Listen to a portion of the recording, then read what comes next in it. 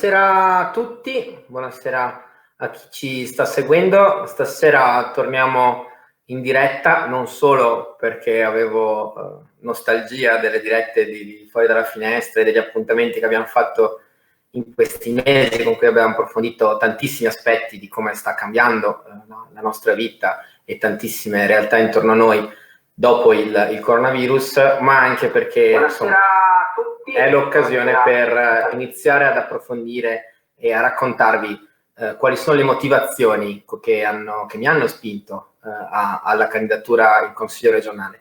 Però nella prima parte ho chiesto di essere presenti, di partecipare a questo incontro a 3 persone che ho incontrato nel mio cammino in questi anni, in varie tappe, in vari momenti, perché l'abbiamo detto tante volte anche nelle dirette delle settimane, dei mesi scorsi, i percorsi e ogni ragionamento deve essere collettivo, deve essere di squadra, e quindi voglio ripercorrere stasera alcuni momenti di questi anni, ma soprattutto dare uno sguardo al futuro.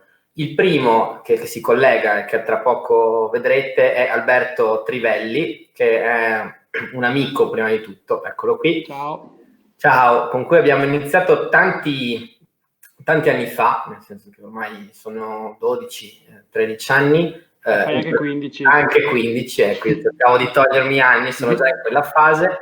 Un percorso nei Giovani Democratici, ci siamo appunto ritrovati all'epoca. Abbiamo avuto 2 percorsi diversi, nel senso che Alberto ha una passione per la politica, direi tale quale alla mia, e già dall'epoca si vedeva, e Alberto oggi ha fatto invece una carriera professionale importante che l'ha portato anche fuori dal Veneto in questo momento della sua vita, ma poi ce lo racconta bene lui. Gli ho chiesto di essere qui stasera per un motivo in particolare, ed è questo.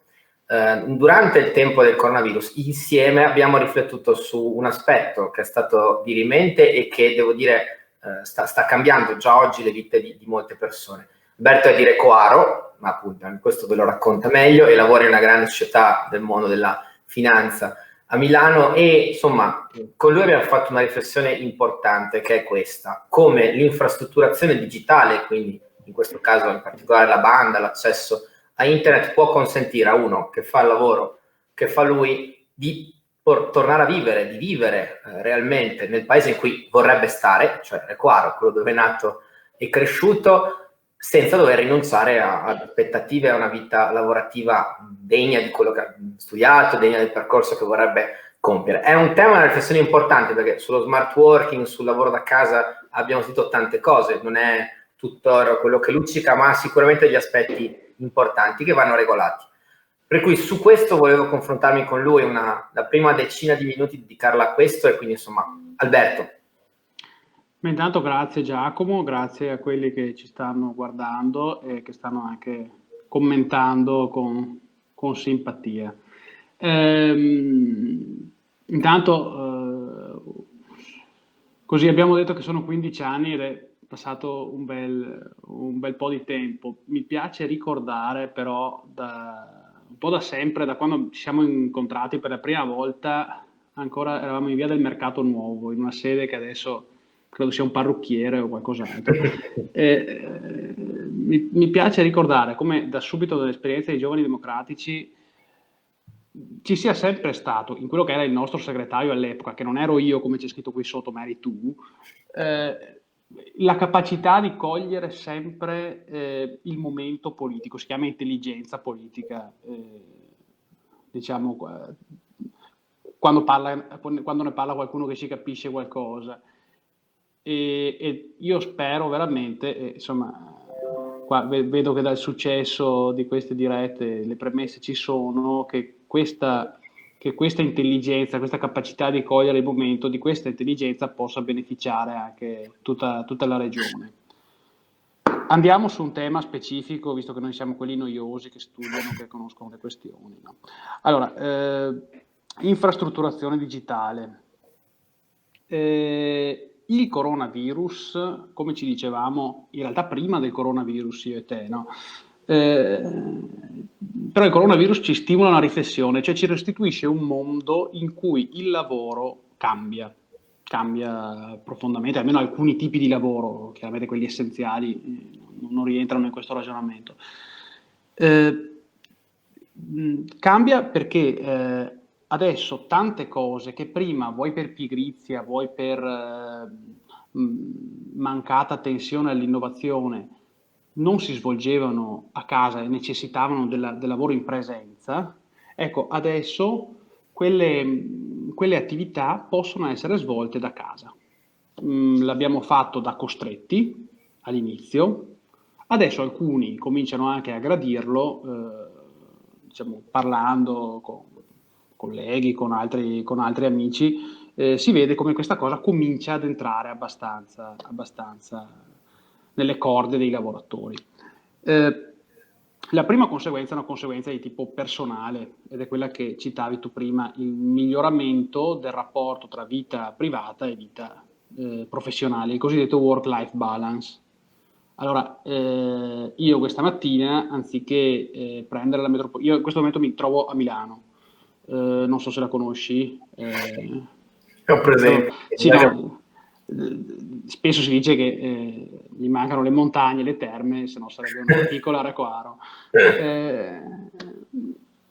Io stamattina non mi sono recato in ufficio, non mi sono messo la cravatta, ma mi sono messo direttamente al mio PC e ho lavorato esattamente come se fossi in ufficio.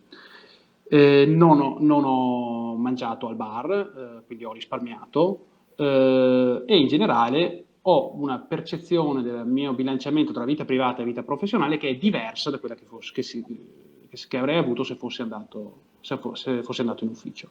Questa è la prima conseguenza ed è una conseguenza di tipo personale. Visto che però mi dicono che ti piace la politica, ci sono delle questioni politiche che discendono da un cambiamento così, che è un cambiamento che già era in atto prima ma che il coronavirus ha accelerato.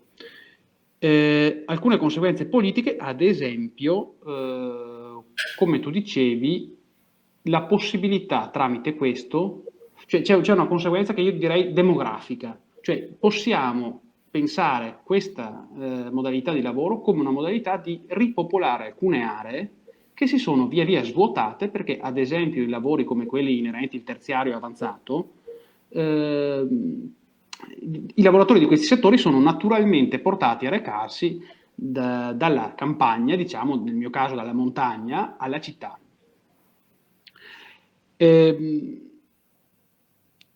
Quindi questa è la prima riflessione che viene da fare, cioè una diversa modalità di fruire il lavoro diventa anche il volano di una diversa distribuzione sul territorio italiano e anche nelle aree cosiddette interne, quelle meno collegate, del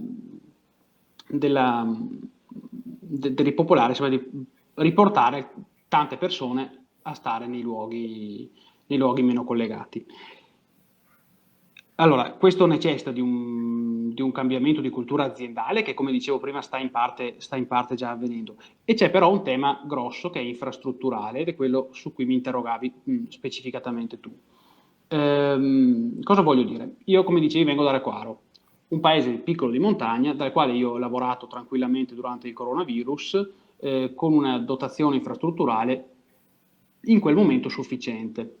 Nel momento in cui però, ad esempio, questo cambiamento diventasse strutturale e quindi non ci sono più solo io che utilizzo le mail, utilizzo qualche file, diciamo, piccolino, ma cominciano ad esserci X architetti, X designer che hanno bisogno di un flusso di dati molto ingente perché hanno file che pesano giga e giga e devono continuare a scambiarli, diciamo, con l'esterno, con fuori con fuori dal proprio luogo di lavoro. La dotazione infrastrutturale, nel caso specifico del mio paese, sicuramente altri posti sono messi se non così peggio, sicuramente diventerebbe insufficiente. Per ovviare a questo esiste un piano che si chiama il piano della banda ultralarga. È un piano del 2016 tra la Regione Veneto e il Ministero dello Sviluppo Economico che mette 400 milioni di euro per infrastrutturare, quindi per mettere la banda larga nelle cosiddette aree bianche. Cosa sono le aree bianche? Sono le aree cosiddette a fallimento di mercato, le aree dove il centro di Padova in Veneto è già remunerativo, Certo. quindi non serve un intervento pubblico per metterci la banda, perché già ci pensa Fastweb o chi per essa. A Recoaro magari è meno remunerativo e quindi è importante infrastrutturarlo. Allora, questo piano, se tu vai su internet, lo cerchi su Google, sul sito della Regione Veneto, c'è anche il piano di avanzamento di questo Sì, è vero. piano banda ultralarga. Allora, mi sono dato a vedere prima, appunto, perché siamo quelli noiosi che studiano i dati è il 16 giugno, quindi poco più che l'altro ieri. Allora, su 563 comuni del Veneto, quindi diciamo 550 comuni, quelli che hanno l'intervento ultimato sono 61, poco più del 10%. In provincia di Vicenza i comuni con l'intervento ultimato sono 15. Su 114. Su 114. Collaudo emesso a Vicenza 0. Collaudi emessi in Veneto 4 su quasi 600 comuni.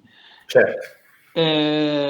Quindi c'è molto da fare in questo, perché se crediamo nel primo spunto che ti ho voluto lanciare, cioè nel ripopolamento delle aree interne in una diversa distribuzione della popolazione sul nostro territorio grazie a questo tipo di esperienza, ecco, di lì si passa. Era proprio questo il messaggio che mi interessava, nel senso che dopo, nella seconda parte, proverò a delineare, finiti i primi 3 interventi, alcune idee per il futuro del Veneto, e questo è chiave, nel senso che, appunto, ne parliamo dopo, ma l'elemento più problematico del Veneto di questi anni è l'attrattività di un territorio, cioè il fatto che tantissime persone, per 1000 ragioni, formative, professionali, ma anche di accesso, per esempio, al mondo del lavoro. L'esempio che facevi tu adesso su Recoaro è tipico, cioè tu il lavoro che fai oggi, cioè lavorare nel mondo della finanza, impensabile farlo in ufficio a Recoaro, perché è evidente per una questione logistica, dovresti spostarti tutte le mattine da Recoaro a Milano.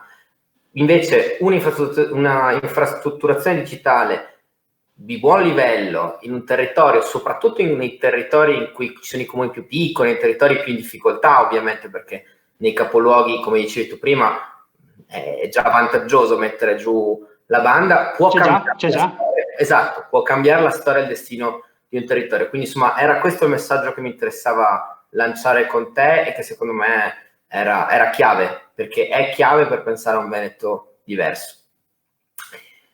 Albert, hai altre cose da segnalare? Ma solo uno spunto, che è di nuovo un discorso più politico. Una delle conseguenze che io ritengo potrebbero essere più virtuose di un incentivo a questo tipo di lavoro e a questo tipo di trasferimento di persone, è proprio anche il tipo di persone che vengono trasferite, le professionalità che ritornano e che adesso se ne sono andate completamente. Ci sono nei nostri territori professionalità elevatissime, e lo sappiamo nella nostra provincia di Vicenza e direi in tutto il Veneto, professionalità di estremo livello. Alcuni tipi di lavoro e alcuni, diciamo, le persone che hanno un certo tipo di formazione, per necessità, hanno messo in atto un'altra cosiddetta fuga di cervelli. Certo. Non è fuga dall'Italia, è fuga dai territori più distanti dal centro, diciamo, no? Però anche in questo senso. Ecco che allora un ritorno sul territorio anche di queste professionalità costituisce un ritorno di classe dirigente, anche di visione di futuro, un apporto anche culturale fondamentale per il futuro del Veneto. Esatto. Albert, grazie mille per la tua testimonianza, buon lavoro, buona serata anzi ormai, allora buon lavoro e ci vediamo presto. Grazie davvero del tuo contributo. Ciao. Grazie a te, grazie a tutti, ciao. Ciao. Ora ci raggiunge invece Cristina Balbi, che è consigliera comunale del Consiglio provinciale. Ciao Cristina. Ciao. Con Cristina abbiamo condiviso i 5 anni di mandato del secondo mandato variati. Cristina è l'assessore, io ero capogruppo in Consiglio comunale e oggi Cristina segue in particolare in provincia un tema che è cruciale, quello dell'edilizia in particolare scolastica. Perché dico cruciale? Anche questo ovviamente lo approfondiamo bene dopo, perché diremo qualche sul futuro di questo territorio, ma per un motivo principalmente, ed è che ovviamente l'edilizia scolastica ha a che fare dall'antisismico a tantissimi altri aspetti, ma in particolare sull'aspetto dell'efficienza energetica degli edifici e quindi sull'aspetto che ha più a che fare con l'ambiente. In Veneto c'è tantissimo da fare perché il patrimonio edilizio è estremamente vecchio e perché lo diciamo sempre poco, perché abbiamo sempre gli occhi puntati sulla mobilità, giustamente anche, quindi sulla mobilità sostenibile, ma per esempio per le polveri sottili la qualità energetica degli edifici e quindi l'impatto di raffrescamento e riscaldamento è in realtà la fonte principale di inquinamento, per cui su questo c'è un tema di intervento fortissimo e su questo anche la regione può fare molto. Cristina. Sì, esatto. Allora io quando ho preso in mano questa delega all'edilizia scolastica in provincia ho trovato un scenario che per molti versi è molto simile anche a quello del nostro comune di Vicenza, nel senso che ci sono gli edifici di proprietà degli enti che sono stati costruiti veramente molto tempo fa, diciamo che possiamo collocare la maggior parte delle costruzioni di questi edifici tra il 1960 e il 1976. Ecco, io in quegli anni nascevo e poi scarsamente si è proceduto a fare opere di ristrutturazione o addirittura realizzare nuovi poli scolastici, anche perché forse quella era anche la fase del boom delle nascite e poi si è andati invece verso una riduzione che adesso, tra l'altro, è anche molto evidente perché stiamo parlando che nel prossimo anno scolastico ci saranno 1000 iscritti in meno in provincia di Vicenza nei comprensivi alle elementari. Ancora le superiori hanno un segno positivo, diciamo, perché non è arrivata l'onda della denatalità. Però stiamo andando verso uno svuotamento di questi edifici. Detto questo, gli edifici devono essere mantenuti, già nascono appunto con concezioni vecchie e adesso c'è molto da fare. Sicuramente ci sono linee di finanziamento sia ministeriali sia regionali, però quello che dico io è molto importante riuscire ad ampliare il più possibile l'accesso a questi bandi, perché certe volte i paletti sono talmente stringenti e danno per presupposto che per esempio ci siano già dei progetti nel cassetto oppure che tu sia in una particolare zona sismica per poter usufruire dei fondi per il miglioramento sismico, ma sì, Vicenza non è nella situazione peggiore, ma questo non significa che non abbia bisogno di mettere le mani ai propri edifici scolastici. Quindi lavoro da fare ce n'è.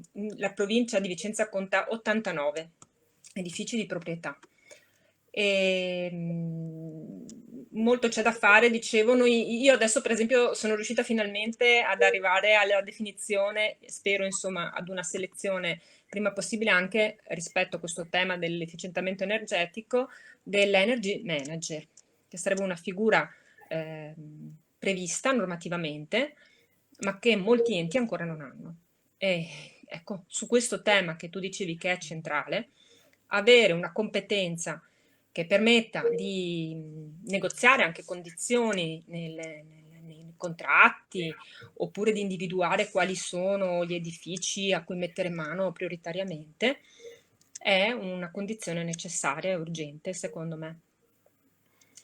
E quindi questo è il lavoro da fare in provincia ed è per certi versi molto simile, come dicevo all'inizio, al lavoro che si faceva anche come assessore ai lavori pubblici, diciamo così, anche se era stato denominato cura urbana, no? Dal nostro sindaco Achille Variati, ma insomma erano lavori pubblici e gli edifici scolastici anche a Vicenza soffrono di questa situazione qui.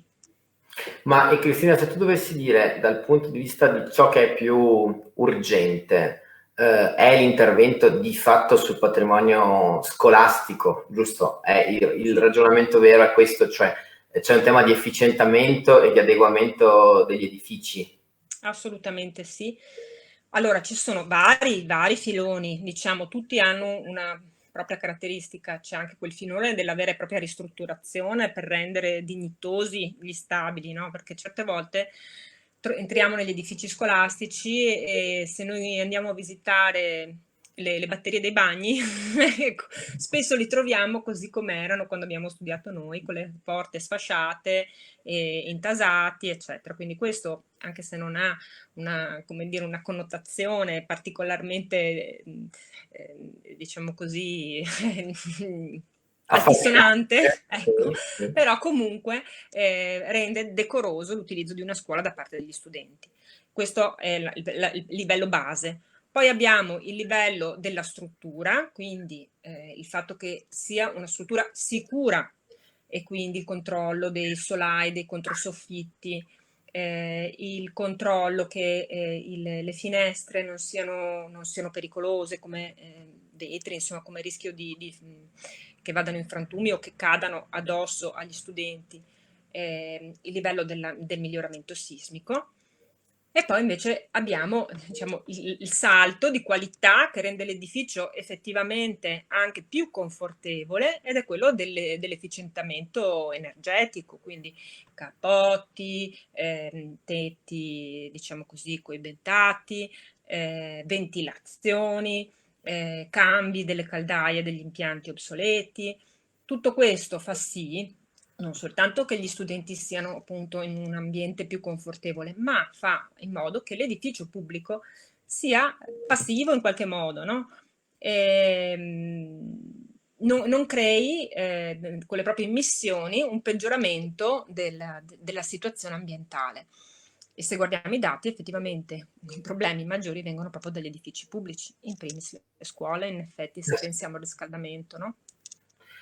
No, questo è un tema chiave, nel senso che è sempre una delle grandi questioni, cioè il pubblico pretende dal privato una serie di iniziative, penso per esempio all'aspetto appunto dell'efficienza energetica degli edifici, ma se sono le scuole, i comuni, gli edifici pubblici i primi ad essere grandissimi produttori di inquinamento, di particelle sottili, eccetera, è evidente che questo diventa un elemento di incoerenza profonda nelle politiche. Per cui, ecco, questo poi, anche su questo tornerò dopo nella parte finale, ma il governo con l'ecobonus in primis, ma in generale con tutte le misure degli ultimi anni, visto che con l'ecobonus non abbiamo ancora i dettagli di come sarà delineato, ma in questi anni dal governo nazionale di diversi colori, c'è stato un impulso molto forte sul fronte edifici e efficientamento energetico.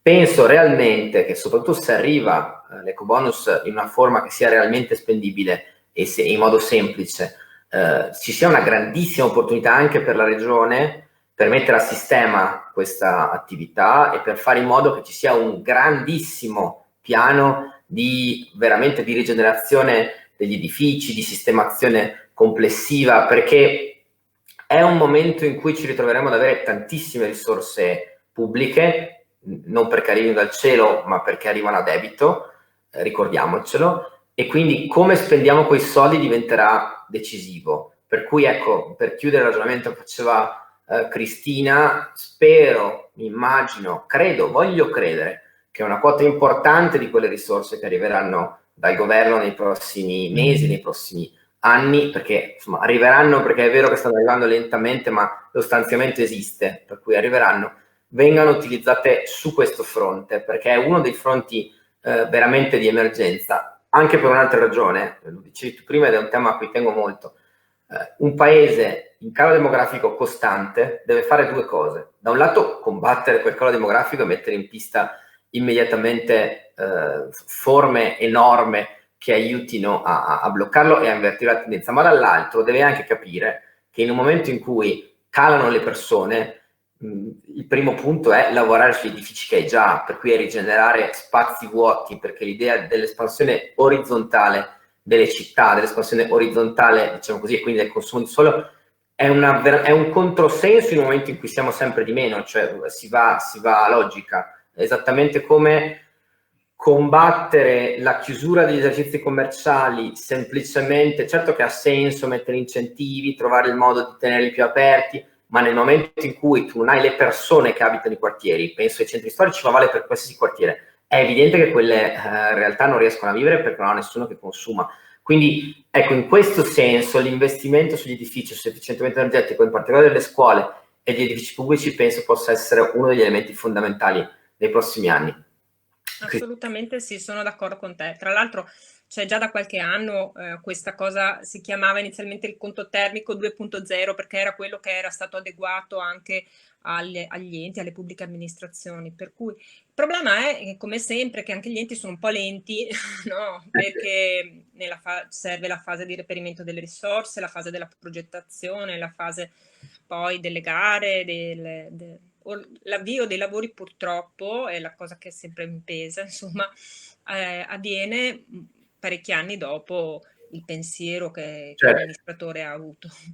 E allora, certo, però bisogna ragionare con una prospettiva di questa natura che condivido assolutamente. Cristina, grazie davvero per la tua testimonianza, per il tuo racconto. Buona serata, buon lavoro. Grazie a te, buon lavoro. Ci vediamo presto. Ciao. Allora, la terza persona che dovevamo ascoltare è Otello Dalla Rosa, che però è impegnato ancora in commissione, in Consiglio Comunale, per cui ci raggiunge, scusatemi, più tardi. Per cui intanto anticipiamo la fase che doveva arrivare fra un po'. Quindi chiedo di collegarsi alla persona a cui abbiamo chiesto di farmi qualche domanda nella seconda parte, che è una ragazza giovane, che adesso vedremo fra pochissimo, e che insomma gliel'abbiamo chiesto per una serie di ragioni. Sicuramente perché è giovane, in gamba, eccoci qua. Poi perché buonasera, è mia sorella, quindi si è detta disponibile a farlo gratuitamente. In più abbiamo anche potuto concordare le domande, per cui sarà più facile rispondere. Quindi Benedetta, non è vero, in realtà non abbiamo avuto il tempo di farlo. Vai. Allora, grazie per l'invito intanto. No, penso che questa possa essere un'occasione utile per rispondere a delle domande che io mi pongo spesso riguardo alla tua candidatura e che anche i miei amici e persone a cui ne parlo mi pongono. Quindi la prima domanda che io ti farò mi riguarda anche direttamente, perché come tu sai io ho studiato a Bologna, poi sono stata in Inghilterra, in Spagna e ora sono di nuovo a Padova. Però spesso mi chiedo che cosa dovrebbe spingere oggi un giovane, terminate le superiori, a rimanere qui a lavorare o a continuare i suoi studi, cioè perché e come possiamo aiutare noi giovani a non andare via, non scappare da questa regione. Questo è un tema fondamentale ed è anche uno dei primissimi temi che abbiamo lanciato appunto nel giorno in cui abbiamo annunciato la candidatura, ed è anche forse il motivo principale per cui vale la pena di spendersi oggi e di spendersi in questo modo, ed è questo, cioè il Veneto è stato per tantissimi anni, veramente tanti, almeno 30 anni, la terra delle opportunità, cioè era un luogo dove una persona nasceva, aveva la possibilità o di aprire un'impresa, se aveva uno spirito imprenditoriale particolarmente spiccato, oppure trovava con relativa facilità un impiego di qualità. Non è più così da tanto tempo, nel senso che se noi confrontiamo i dati, anche solo degli ultimi 10 anni, mentre l'Emilia Romagna, la Lombardia, che poi sono le regioni con cui noi ci possiamo confrontare, sono cresciute moltissimo, sono cresciute del 4, del 5, del 6% all'anno, il Veneto di fatto è cresciuto come l'Italia, quindi tra lo 0 e l'1, e ha soprattutto una sostanziale debolezza sia dal punto di vista ovviamente economico, eccetto tutto ciò che c'era prima e che per fortuna ha continuato a funzionare, penso al rapporto col mondo, al rapporto con l'export, ma soprattutto ha un problema di attrattività e di proposta nei confronti dei giovani. Cito alcuni aspetti perché penso che sia importante. Il primo è che il Veneto è l'unica regione del nord con cui noi ci possiamo confrontare che ha un rapporto negativo fra i giovani che arrivano in questo territorio e i giovani che vanno via. Che cosa significa? Che è la terza regione d'Italia per giovani che se ne vanno, la Lombardia, Sicilia e Veneto, e la differenza però è che dagli altri territori, in particolare dalla Lombardia e dall'Emilia Romagna, i giovani vanno via, ma tantissimi ne arrivano più di quelli che vanno via. In Veneto ce ne sono molti di più che vanno via rispetto a quelli che arrivano. E questo ha un significato molto semplice, ed è che mentre probabilmente, ovviamente è una generalizzazione, ma chi va via dalla Lombardia o chi va via dall'Emilia Romagna se ne va alla ricerca di opportunità migliori, di possibilità più elevate. In Veneto spesso se ne va per necessità, perché da un lato, diciamo così, c'è un problema fondamentalmente di reddito, perché il Veneto è la seconda economia d'Italia, ma è l'ottava per reddito, quindi c'è un problema di salario, c'è un problema enorme di opportunità e di servizi. Faccio un esempio anche qui molto molto concreto. Noi abbiamo i migliori ingegneri dei materiali, ingegneri aerospaziali, scienziati dei materiali d'Italia, ma a parte pochissime aziende che li possono accogliere, non abbiamo un tessuto produttivo che è in grado di dar loro lavoro. Per cui la grandissima parte di queste persone se ne va. Ma non è mica un tema soltanto di laureati, vale anche per chi ha fatto la formazione professionale.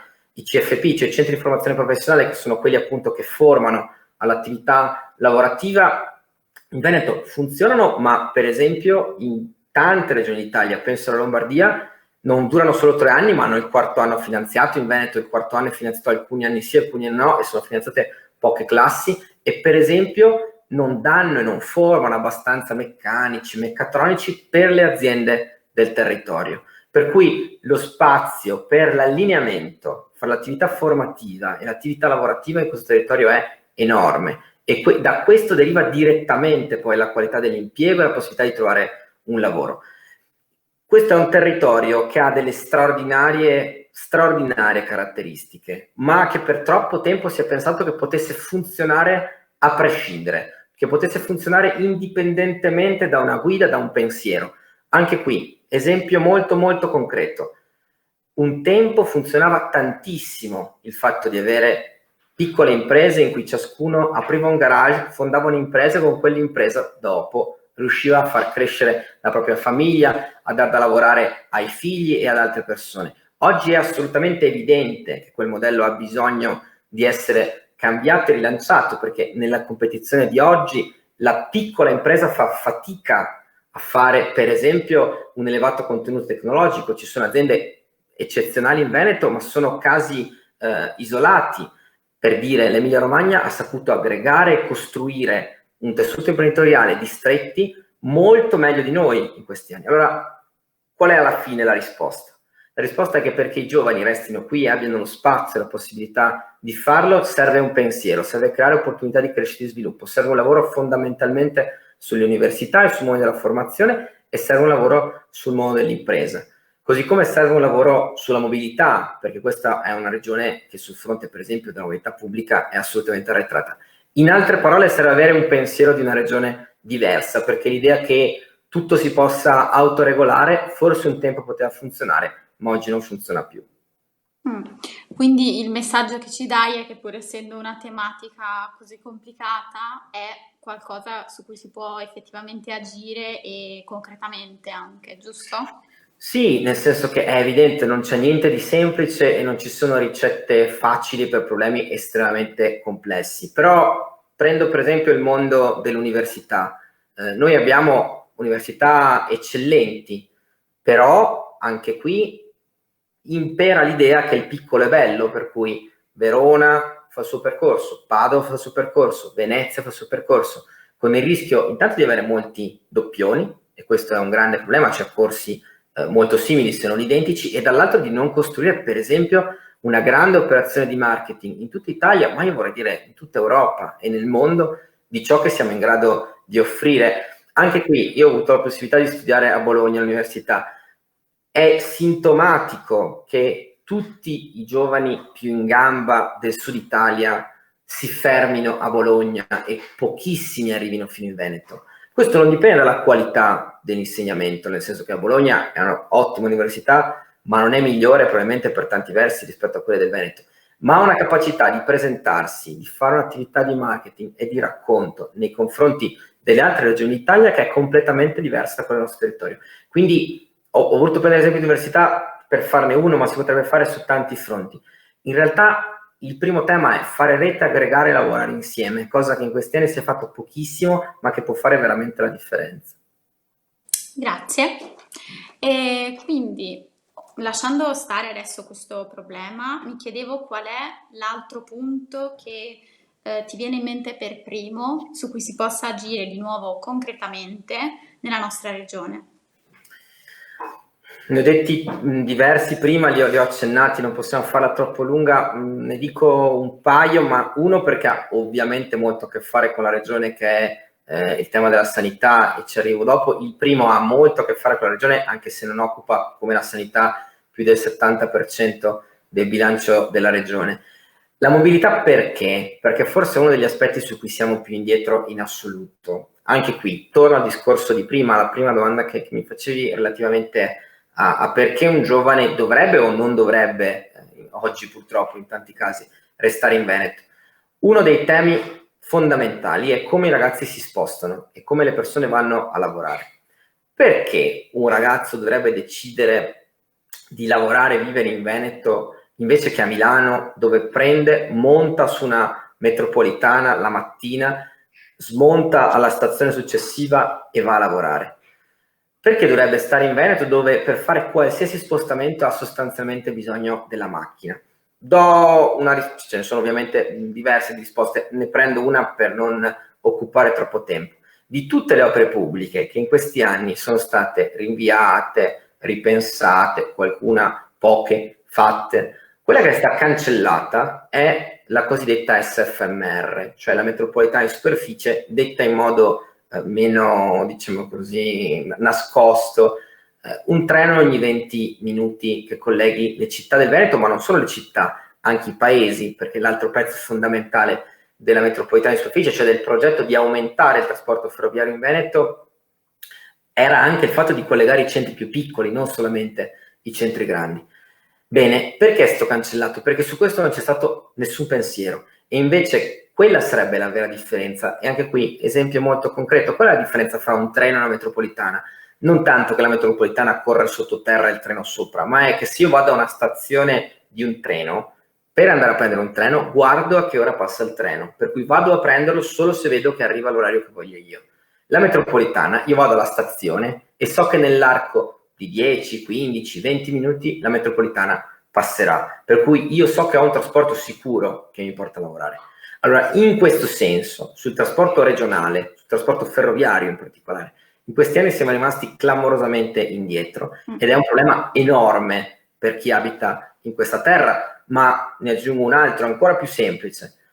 Siamo una delle poche regioni d'Italia, penso per esempio alla Lombardia, che ha già integrato questa cosa, che ha un biglietto diverso, un abbonamento diverso fra gli autobus e la ferrovia, nel senso che io, se sono uno che abita in provincia di Vicenza, prendo il mio bus con il mio abbonamento, arrivo in stazione, ho l'abbonamento del treno, smonto del treno, e se per caso ho la sfortuna anche di lavorare in provincia di Padova o di Venezia, devo prendere un altro bus e quindi fare un altro biglietto.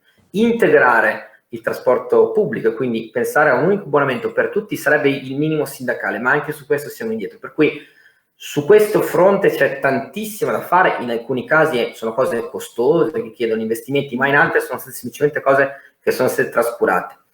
Sulla sanità non la faccio lunghissima perché è un tema enorme, ovviamente, è il tema principale quando si parla di regione. Dico un paio di cose, partirei dai grandi insegnamenti che ci ha lasciato la pandemia. Allora, se una cosa ci ha insegnato questa pandemia è quanto fondamentale, quanto necessario sia l'investimento sulla medicina del territorio. Medicina del territorio vuol dire dai medici di base, consultori, tutto ciò che ha a che fare appunto col territorio, cioè ciò che non sta in ospedale, perché ci possono essere 100.000 motivi possibili per cui per esempio in Veneto è andata meglio che in Lombardia, e la discussione durerà penso per sempre. Su una cosa siamo sicuri, ed è che il fatto di avere ancora presidi territoriali forti ci hanno consentito di evitare di ospedalizzare, cioè di mandare tutti in ospedale quelli che erano ammalati di coronavirus. In questo senso, davvero, su quel fronte abbiamo una necessità fortissima di riprendere gli investimenti che in questi anni si sono in gran parte interrotti. Penso alle medicine di gruppo, penso appunto alle attività di medicina del territorio, a tutto ciò che ha a che fare con il primo contatto con i pazienti, perché abbiamo capito che quello è il filtro fondamentale per evitare, non solo in una pandemia, ma anche in una situazione normale, di evitare la bomba, cioè il disastro, e di evitare che sugli ospedali venga scaricato tutto. Questo è un punto. L'altro punto, e poi mi taccio, è quello legato alle liste d'attesa. perché è vero che il coronavirus ha cancellato ogni discussione politica perché si parla solo di questo, però il Veneto non era abituato a dover chiamare un centro di prenotazione e a dover scoprire che la prima visita possibile era dopo 4, 5, 6 mesi, con la naturale conseguenza che chi se lo può permettere va nel privato e quindi prenota una visita privata. Questo ha l'effetto inevitabile che chi può curarsi bene è chi ha i soldi per farlo. Chi i soldi tutto sommato non li ha, aspetta e spera che la visita arrivi il prima possibile. Ecco, ovviamente non c'è tempo per approfondire fino in fondo, ma su questi due temi davvero un'inversione di tendenza è necessaria. Potrebbe essere anche un tema interessante per una diretta, secondo me, tra l'altro. Questo recupereremo anche l'abitudine a fare le dirette. E poi l'ultima domanda che mi viene insomma da farti è effettivamente perché, che cosa ti spinge a candidarti come consigliere regionale? Anche qui, se devo dirla rapidamente, direi due cose fondamentalmente che c'entrano molto con quello che abbiamo detto fino adesso. Il primo è più, se vuoi, un aspetto generazionale, ed è che io non mi sono rassegnato all'idea che tutto vada come abbiamo detto all'inizio, e cioè che questo sia un territorio da abbandonare e che sia giusto e normale che chi nasce in una terra che è ancora una terra ricca, una terra di opportunità, debba lasciarla per poter lavorare, trovare un lavoro all'altezza, per poter fare una famiglia.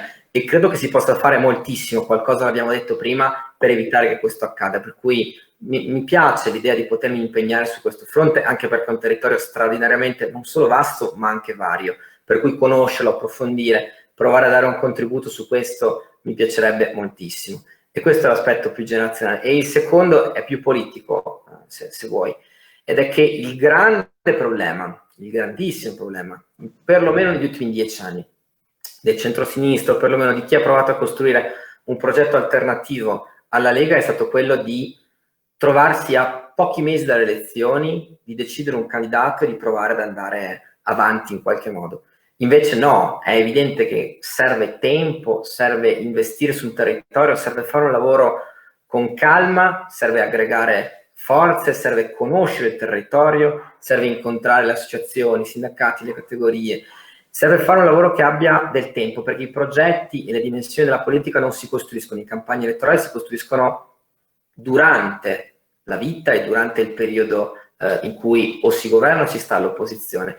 E adesso abbiamo iniziato un percorso, il candidato, come sapete, è Arturo Lorenzoni, con cui possiamo lanciare alcune idee, alcune tesi forti, ma mi piace l'idea, mi piace pensare che non sia un percorso che finisce il 20 di settembre, ma che guarda avanti, anche perché lo sappiamo tutti, Zaia comunque vada, se dovesse essere eletto, se dovesse vincere, è all'ultimo mandato, per cui costruire un percorso che guardi al Veneto del futuro penso che vada iniziato ora, perché non è pensabile trovarci un'altra volta all'ultimo minuto a ragionarci, perché questa è una battaglia da combattere fino in fondo. Grazie. Ho fatto le tue domande, va bene. No, io allora, grazie. Ti ringrazio e basta. Ci vediamo presto. Se è arrivato Otello, colleghiamo Otello, che così chiudiamo l'ultima parte con lui, vediamo se c'è. E se no, vi saluto dopo questa presentazione che abbiamo voluto fare in modo assolutamente informale. Ci sono. Lo vedo. Ciao Otello, grazie. No, stavo ascoltando Veneto 2025. Ecco, per cui l'abbiamo strappato alla commissione. No, ci tenevo che ci fosse... Ciao e buonasera a tutti. Ci tenevo tanto che ci fosse Otello per due motivi. Uno, perché abbiamo condiviso una delle esperienze più importanti, insomma, di questi anni. Penso alle primarie e penso poi alla campagna elettorale per Vicenza, in cui tante idee, devo dire, le avevamo lanciate e messe sul piatto. Certo. E poi per un'altra ragione che ha molto più a che fare con l'oggi e che c'entra con alcune cose che stavo dicendo anche adesso. Ed è il fatto di una mancanza totale di disegno, di strategia, di pensiero sul Veneto negli ultimi 10 anni. Otello, insomma, ha un importante impegno politico ormai da tempo, è in consiglio comunale, ma soprattutto ha una storia professionale sia nel privato sia nelle aziende pubbliche di grande rilievo. È stato amministratore in IM Energy e soprattutto, insomma, è la persona che anche in questo momento si sta occupando più di tutti del tema IM e GSM. Perché vado su questo tema e perché gli chiedo se può darci la sua lettura? Perché un altro grande elemento, non l'ho detto prima apposta perché volevo parlare adesso con lui, di impoverimento di questo territorio è che dalle aziende dei servizi pubblici locali, dalle multi-utility, alle fiere, a tutto ciò che è controllato dal pubblico, ormai è terra di conquista di emiliani, romagnoli, lombardi, perché in questi anni non si è provato a fare un reale tentativo di aggregazione, di costruzione di un percorso, un po' come tutto il resto, però su questo va direttamente a impattare nelle tasche dei cittadini, perché magari IM è un tema che a volte non scalda i cuori, penso a Vicenza, dopodiché non c'è una roba più vicina alla vita della gente, perché dai rifiuti alle piccole manutenzioni come CPS, tantissimi vicentini hanno l'energia e il gas portato da IM, quindi ha tanto a che fare con la nostra vita, per cui trascurarla è un errore gravissimo. E quello che sta capitando a Vicenza in questi giorni è terribile. Otello ha fatto un video nei giorni scorsi che ha girato moltissimo e volevo insomma che con lui approfondire questo aspetto. Otello. Sì, ti ringrazio, ma è una domanda anche difficile, nel senso che quando si parla di perché non esistono verità ma esistono opinioni, quindi io vi do la mia di opinione, che è un'opinione così di uno che ha vissuto un po' dentro a certi meccanismi tipo quello delle multi-utility, ma che ha anche visto l'altra faccia, cioè uno dei grandi limiti delle multi-utility, che è l'azionista, cioè alla fine le multi-utility venete sono figlie di un azionista, che è il comune, che genericamente non è molto bravo a fare l'azionista e soprattutto non trova in una dimensione regionale una cornice entro la quale muovere quantomeno i primi passi. Provo a spiegarmi. Noi siamo una terra che è una sommatoria di straordinarietà. Guardate, lo è sotto tutti i punti di vista, dal punto di vista del turismo, del volontariato sociale, ma anche delle università, ma anche delle imprese, ma anche delle multi-utility, che da 30 anni in qua, più o meno il periodo storico che va da Tangentopoli, passatemi il termine, quindi quando parte questa lunga corsa del governo del centrodestra, quindi sono 25 anni pieni, non vorrei sommare i prossimi 5, ma speriamo e lottiamo per non ci siano i prossimi 5, in cui la cosa più importante è stata quella di, tra virgolette, non disturbare il manovratore da un lato e non disturbare chi manovrava più in basso dall'altro. E questo cosa ha fatto sì? Ha fatto sì che il sistema sia evoluto con le sue peculiarità, forze, ma anche con le sue debolezze. Perché in particolare nel campo delle multi-utility è evidente che esistono delle economie di scala, che sono, guardate, non sono, al contrario di quanto uno pensa, alcune economie di scala non sono così impattanti sulla tariffa che pago dell'energia elettrica o del gas, ma sono estremamente impattanti, per esempio, sulla capacità di fare ricerca e sviluppo, cioè sulla capacità di offrire servizi innovativi, sulla capacità di offrire piattaforme, per esempio sul web o sulle app, eccetera, che richiedono investimenti altissimi, capacità di offrire piattaforme che siano in grado di gestire quella che viene chiamata la smart city. Allora, in questo contesto, le municipalità, in qualche modo, in tanti casi, non sempre, ma in tanti casi, anche ingrassate dalle utility che controllavano in qualche modo per inerzia, non hanno avuto la forza di mettersi insieme. Ma questo è naturale se tu non hai un disegno regionale che ti spinga in quella direzione, perché altrimenti ti trovi a navigare in un mare in cui sei un pesce piccolo in mezzo a tanti pesci grandi che tendenzialmente ti mangiano. Allora, il percorso che è stato fatto invece con intelligenza in altre zone d'Italia, in Lombardia c'è A2A. A2A vede 2 pilastri, Brescia e Milano, ma vede un'azienda che poi, messa insieme, in qualche modo decolla.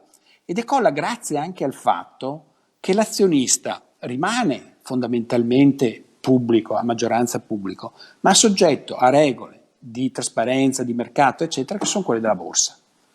A2A fa un percorso che la porta ad essere la prima multi-utility italiana. Emilia Romagna fa un ragionamento simile, spartendosi in qualche modo in due. Una parte va verso il Piemonte e nasce la grande multi-utility che si chiama IRE, il grosso si raggruppa intorno ad ERA. Ecco che ERA, altro colosso, più di 4 miliardi di fatturato, grandi capacità, eccetera, eccetera, riesce a penetrare come, passatemi il termine, come nel burro nel Veneto, perché di fatto non trova una resistenza, tra virgolette, imprenditoriale, aziendale, di sinergie che si erano costruite nel corso degli anni tra le aziende del territorio, ma trova aziende più o meno grandi che facilmente sono aggredibili e comprabili. Cosa sta succedendo tra Vicenza e Verona? Beh, tra Vicenza e Verona sta succedendo un meccanismo per cui si dice, guardate che Vicenza è troppo piccola per sopravvivere, altro meccanismo estremizzato, Vicenza è troppo piccola per sopravvivere, deve per forza mettersi insieme. Si avvia un percorso circa 2 anni fa, dove non basta più la vecchia aggregazione che era stata pensata con AIM e AGSM ancora nel 2017, con delle solidità. AIM fa 300 milioni di fatturato, AGSM ha superato il miliardo, quindi sarebbe comunque stata la quinta, sesta multi-utility italiana. Si insegue un percorso a 3, appellandosi, scusate il termine un po' tecnico, all'infungibilità, cioè a dire che il terzo soggetto è in qualche modo insostituibile nel darti certi altri, si inizia una trattativa cieca per arrivare in fondo, si arriva quasi in fondo con un'ipotesi di accordo che è risibile, perché il terzo soggetto, in questo caso A2A, dà degli asset che sono delle anatre zoppe, io le ho chiamate così, scusatemi, ma non entro nel dettaglio, mi interessa andare oltre, per poi capire che alla fine che questa questione non reggerebbe al TAR, non reggerebbe alle delibere dell'ANAC, non reggerebbe al buon senso. Quindi, ultima settimana, grandi versioni di marcia, si torna indietro, vecchio progetto, AIM più GSM, nel frattempo, guarda caso, la situazione di AIM è un po' peggiorata, quella di Verona un po' migliorata, il concambio peggiora, viene fuori una governance dove, di fatto, il controllo della nuova società è nelle mani dei veronesi. Tant'è che, guardate, lo dico con la massima trasparenza, i titoli dei giornali veronesi escono entusiasti, cioè c'era entusiasmo, AGSM vince, per il comune di Verona è un grande successo, i colleghi consiglieri comunali di opposizione di Verona non hanno nemmeno il coraggio di votare contro, si astengono, no? Perché dicono, insomma, è talmente buono l'affare che non è che posso votare contro, no? Si astengono.